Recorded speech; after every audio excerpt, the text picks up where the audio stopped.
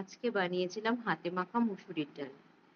প্রথমে মুসুরির ডালটাকে ভালো করে ধুয়ে নিতে হবে, তার মধ্যে এভাবে আলু কেটে দিতে হবে, টমেটো কুচি দিতে হবে, পেঁয়াজ কুচি দিতে হবে, আদা কুচি দিতে হবে, রসুন কুচি, লঙ্কা কুচি, লবণ, হলুদ, সর্ষের তেল দিয়ে ভালো করে মাখতে হবে।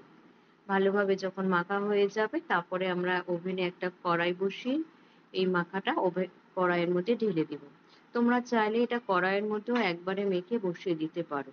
তারপরে অল্প জল দিতে হবে যাতে ডালটা সেদ্ধ হয়ে যায়, সেই পরিমাণে জল দিতে হবে। জল দিয়ে আমরা কিছুক্ষণের জন্য কড়াইটা ঢেকে দিব। তারপর এখানে এই ফোড়নের জন্য মাস্টার্ড অয়েল নিতে হবে, তার মধ্যে আমাদের এর শুকনো লঙ্কা দিয়ে দিতে হবে ফোড়ন।